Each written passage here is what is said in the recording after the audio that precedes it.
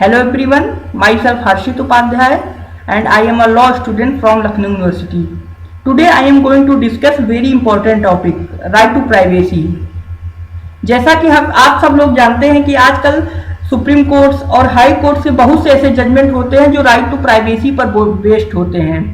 Courts अपने इन judgements को, अपने डिसीजन को राइट टू प्राइवेसी के आधार पर जस्टिफाई करता है और कहता है कि राइट टू प्राइवेसी के लिए ये होना जरूरी है या चीज होना नहीं जरूरी है।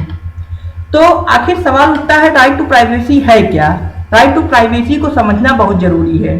ये जो राइट टू प्राइवेसी का टॉपिक है ये बहुत इंपॉर्टेंट है एग्जामिनेशन पॉइंट ऑफ व्यू से। आप चाहे जिस स्टेट का कंपटीशन देंगे या कोई भी एग्जाम देंगे उसमें राइट टू प्राइवेसी जरूर पूछा जाएगा, इससे रिलेटेड क्वेश्चंस, चाहे वो जीएस में हो, चाहे कॉन्स्टिट्यूशन में हो, चाहे जहां हो, लेकिन पूछा जाएगा। तो आइए समझते हैं आखिर राइट टू प्राइवेसी है क्या। Right to privacy basically personal liberty पे आधारित होता है। इसका मतलब होता है right to be let alone, मतलब हमें अपने जीवन में कुछ बिंदुओं पर निजता का अधिकार होना चाहिए, ना उस पर गवर्नमेंट इंटरफेयर कर पाए, ना स्टेट इंटरफेयर कर पाए, वो हमारा पर्सनल व्यू उस पर चलना चाहिए। इसी को कहते हैं right to privacy. So right to privacy में जो एक जानने वाली चीज है, क्या राइट टू प्राइवेसी एक मौलिक अधिकार या फंडामेंटल राइट है? ये क्वेश्चन बहुत ही समय से रेज होता चला आ रहा है और इसको लेकर बहुत से जजेस के, बहुत से कोर्ट्स के अपने अलग अलग ओपिनियन रहे हैं। कई केसेस में इसको डिस्कस किया गया। तो जो पहला केस था जिसमें क्वेश्चन रेज हुआ था वो एमपी शर्मा वर्सेस सतीश चंद्रा के केस में सन 1954 में सुप्रीम कोर्ट के सामने ये क्वेश्चन रेज हुआ, क्या राइट टू प्राइवेसी एक फंडामेंटल राइट है?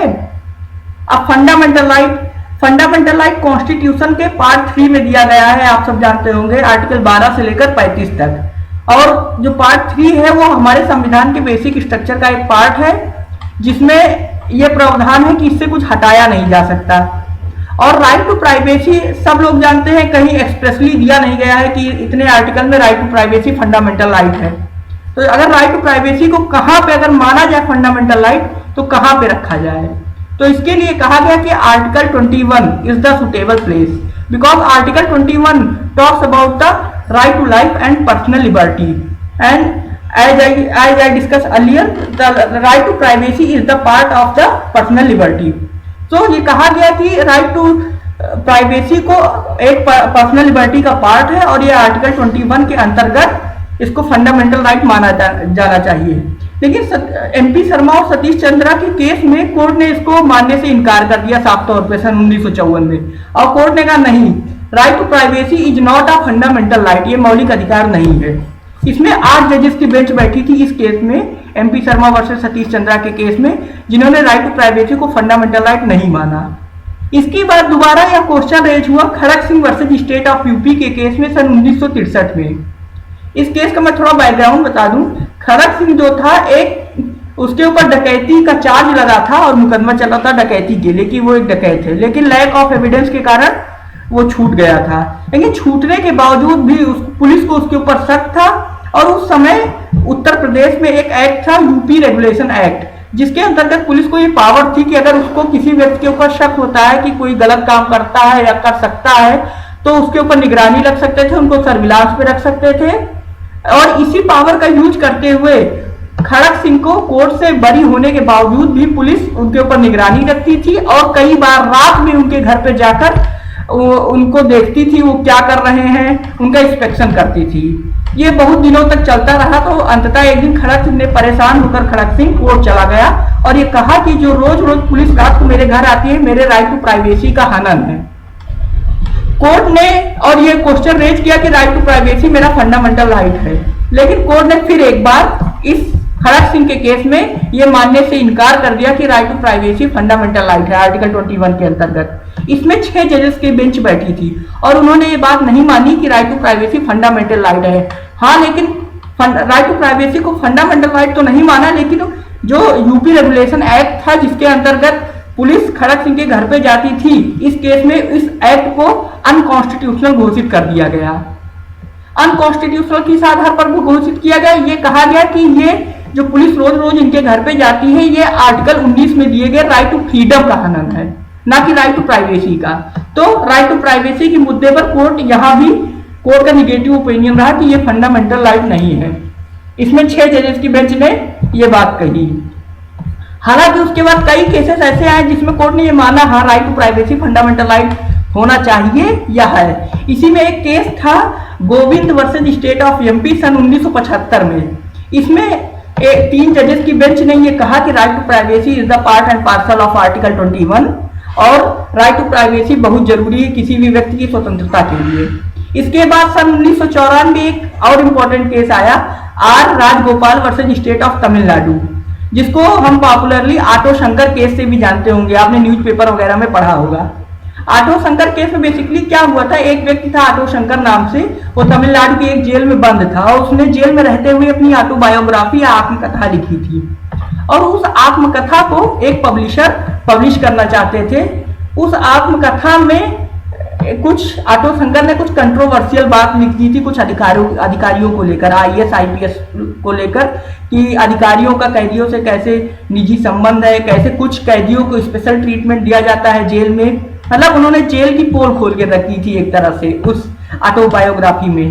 तो इसको देखकर अधिकारी एक तरह से डर गए थे और वो पब्लिशर को वो बुक पब्लिश करने से रोकने का प्रयास करने लगे। इसी सापेक्ष में उन्होंने ऑटो शंकर को 3rd डिग्री दी और ये बात लिखवा ली कि कैदों की ऑटोबायोग्राफी मैंने नहीं लिखी है। हालांकि पब्लिशर चला गया सुप्रीम कोर्ट और सुप्रीम कोर्ट में ये कहा गया कि ये राइट टू प्राइवेसी का हनन है, क्योंकि उसमें ऑटो शंकर ने कह दिया था कि ऑटोबायोग्राफी मैंने नहीं लिखी है। कोर्ट ने यहाँ पे माना कि राइट टू प्राइवेसी को आर्टिकल 21 में फंडामेंटल राइट माना जाना चाहिए और ये व्यक्ति का मौलिक अधिकार है। तो इन दोनों केसों में पी राजगोपाल में और गोविंद के केस में सुप्रीम कोर्ट ने माना कि right to privacy fundamental right है। लेकिन चूंकि ये केसेस जो थे ये 3 जजेस की बेंच और 2 जजेस की बेंच के कोर्ट के द्वारा निर्धारित किए गए थे, इसलिए ये खड़क सिंह के केस को और एमपी शर्मा के केस को ओवर रूल नहीं कर पाए, जो कि 8 जजेस की बेंच और 6 जजेस की बेंच द्वारा दिए गए थे। कोर्ट का ये नियम है कि यदि 2 डिफरेंट जजमेंट आते हैं केसेस में तो जो जजमेंट लार्जर बेंच के द्वारा दिया जाता है वही प्रिवेल करता है। इसलिए अब तक यही स्थिति बनी रही कि right to privacy fundamental right नहीं है। खड़क सिंह के केस को माना गया और यही क्रम चलता चला आ रहा था। कई केसों में कोर्ट ने कहा कि होना चाहिए, कुछ ने कहा नहीं होना चाहिए, लेकिन फिलहाल यही था कि नहीं है, फंडामेंटल राइट नहीं है।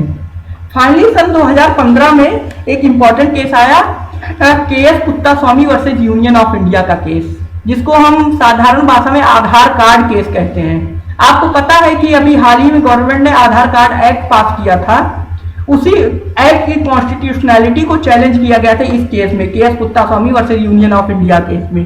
केएस कुत्तास्वामी एक सुप्रीम कोर्ट के रिटायर्ड जज थे और उन्होंने ये कहते हुए इस आधार एक्ट को चैलेंज किया था कि ये राइट टू प्राइवेसी का हनन है, क्योंकि इसमें आप सब जानते हैं कि हमारी बायोमेट्रिक और डेमोग्राफिक डिटेल्स ली जाती हैं वेरियस पर्पसेस के लिए और हमको एक यूनिक आइडेंटिटी प्रूफ दिया जाता है। तो केएस कुत्तास्वामी ने ये कहा था कि इसका मिसयूज हो सकता है और ये राइट टू प्राइवेसी का हनन है, इतनी इंफॉर्मेशन सिटीजन से लेना। तो इस केस की पहले तो ये 3 जजेस के बेंच के पास गया, लेकिन उस समय के जो चीफ जस्टिस है शायद दीपक मिश्रा थे, इसको आप रीचेक कर लीजिएगा, सन 2015 में उनको ये लगा कि इस पॉइंट पे ऑलरेडी 6 जजेस और 8 जजेस की बेंच का जजमेंट है, तो इसको 3 जजेस की बेंच से सुनने का कोई मतलब नहीं है। तो एक कॉन्स्टिट्यूशनल बेंच क्रिएट की गई 9 जजेस की और इस केस को, आधार कार्ड वाले केस को 9 जजेस की बेंच के पास भेजा गया और ये कहा गया कि एक बार फिर ये क्वेश्चन डिटरमाइन किया जाए कि whether right to privacy is a fundamental right और नॉट। तो ये क्वेश्चन एक बार फिर से उठा और इस केस में फाइनली कोर्ट ने माना कि right to privacy is a fundamental right under article 21 of the constitution. निजता का अधिकार एक मौलिक अधिकार है। इसमें जस्टिस डीवाई चंद्रचूड़ सभी जजेस के बिहाफ पर निर्णय देते हुए उन्होंने कहा कि किसी भी व्यक्ति की अभिव्यक्ति की स्वतंत्रता तब तक नहीं सुरक्षित की जा सकती, इंश्योर की जा सकती, जब तक उसको कुछ न कुछ निजता का अधिकार ना हो। इस प्रकार finally KS Kuttaswamy versus union of India के केस में सन 2017 में इसका जजमेंट आया था। उसमें राइट टू प्राइवेसी को मौलिक अधिकार या फंडामेंटल राइट के रूप में संविधान के आर्टिकल 21 में सम्मिलित किया गया। लेकिन ये बात ध्यान रखिएगा कि इस केएस कुत्तास्वामी के केस में भले ही कोर्ट ने राइट टू प्राइवेसी को फंडामेंटल राइट माना, लेकिन आधार एक्ट को अनकॉन्स्टिट्यूशनल नहीं घोषित किया था। आधार एक्ट आज भी कॉन्स्टिट्यूशनल है, हाँ, लेकिन कोर्ट ने उस पर कुछ रिस्ट्रिक्शन लगा दी थी कि इन जगहों पर इसको मैंडेटरी किया जाए, इन जगहों पर मैंडेटरी ना किया जाए, लेकिन अनकॉन्स्टिट्यूशनल नहीं घोषित किया। इसका मतलब कोर्ट ने इसको राइट टू प्राइवेसी का वायलेशन नहीं माना था। तो ये रहा राइट टू प्राइवेसी के बारे में। इसमें मुख्य बात यही है कि सन 2017 के बाद राइट टू प्राइवेसी हमारे मौलिक अधिकार है, और अगर इस मौलिक अधिकार का हनन होता है तो हम सुप्रीम कोर्ट या हाई कोर्ट में याचिका डाल सकते हैं किसी भी रूप में। इससे पहले ये मौलिक अधिकार नहीं था, केएस कुत्तास्वामी के केस से पहले। तो उम्मीद है आपको ये वीडियो पसंद आई होगी, और बस मैं यहीं पर अपने वीडियो को ख़त्म करता हूँ। मैं समय समय पर अब करंट टॉपिक्स पे कोशिश करूंगा कि वीडियो बनाते रहूं। अगर आपको लगता है कोई लीगल या कॉन्स्टिट्यूशनल टॉपिक है जिस पे वीडियो बनाना चाहिए, प्लीज़ मुझे सजेस्ट करिए। इसी के साथ चलिए, थैंक यू।